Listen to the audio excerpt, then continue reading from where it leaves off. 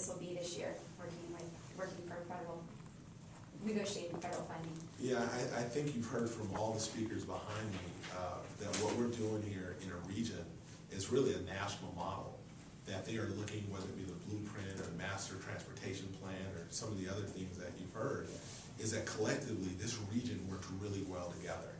And we have to make tough choices. I mean, we can't just grow like we want. We have to be really smart about it.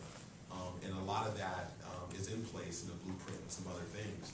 But if you look back in last year, as I said earlier, we were able to generate over $200 and some odd million in our region for different areas. You heard about infrastructure.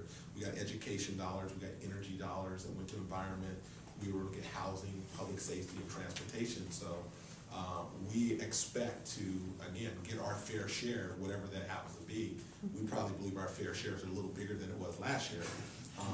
And it will continue to be bigger. You know, California is one of those states that for every dollar we give, you know, to Washington, we don't get back as much as we should. So our region, and behalf of the state, we believe that you know, it's the biggest state in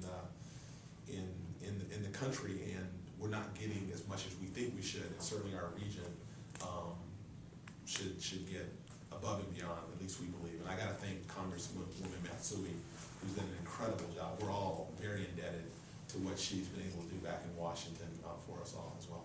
Mayor, regarding money that comes from the feds and state to Sacramento and the rail yards, been a bit of a rough week for the rail yards, and I wonder what your take is on where things stand right now. I guess they paid up their property taxes late Friday, but for a while that was in doubt, and they've had financial issues in some of their projects filing for bankruptcy. Are you at all worried or concerned about the future of the rail yards and the cities? I mean, the city's put a lot of its eggs in that basket. Yeah, let me see if I can answer it and break out the question a little bit. So first of all, the rail yard project is one of our biggest opportunity areas on this side of the river. You're talking over 240 acres, one of the largest infill projects in the country. And to your point, the city has invested a lot of time and resources to make that project successful, and we're gonna do everything we can to finish the job. Second point is that there were property taxes that weren't paid, and from my understanding, in the last 3 or 4 days, those last couple days, that check has been sent. There's a canceled check that we have seen, so we know that they're good on their property taxes to date. I believe everyone who owes some sort of fee or property tax should be held accountable and make sure that they do their part on it, and be very clear on that. Number 3, in terms of the Thomas Holdings and what's happening around the country, I can't speak on behalf of what goes on with their big portfolio. I know a couple of their projects have defaulted and been in bankruptcy, but we have never heard anything substantial as it relates to the rail yard project here, and I'd be speculating other than that. The last thing I'll say on Thomas is, honestly, I don't believe the city went about it the right way. I believe when you have a partner and they haven't done something, you call them up and you're proactive and you figure out how you can get through it together. Holding press conferences outside to say, we need to make sure these people, these big bad partners are doing things the right way. I don't think that's the right way to go about it. What it does is sets us back as a city when it comes to, are we a good place to do business? Are we valuing our partners? There's ways you can get to what you need to do. What ends up happening by those acts, they start spiraling and creating more work for everyone. So now that they're paid, you have to go back at the state and federal level. You got to write letters. You got to get them to undo what they were already doing.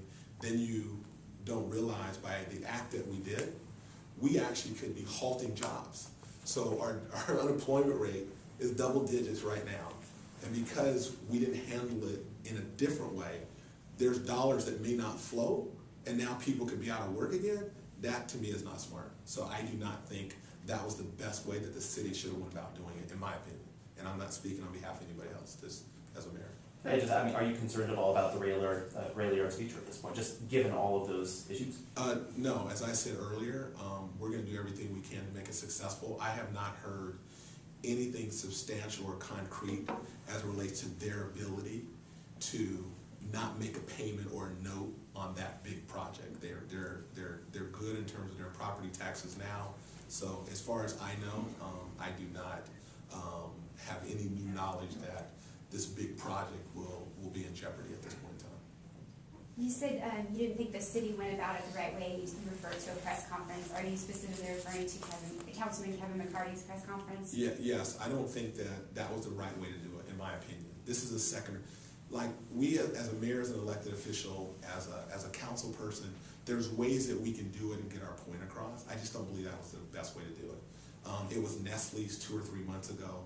What this is doing in our community is setting us back. And it's hard. We're trying to get people, with all due respect, over there in West Sacramento, they do a good job of attracting businesses to their community. I'm competing against that. So in our community, I mean, now all the competitive, and you don't get to speak again. You're done. You're done. So for me, it's like, now that you got me going, I sit out there and I look across that darn water and I see a Kia over there. Now a Kia should be on this side of the river. But, you know, we as a city did not move as quickly and as nimbly as we should. And, you know, Mayor Cabaldon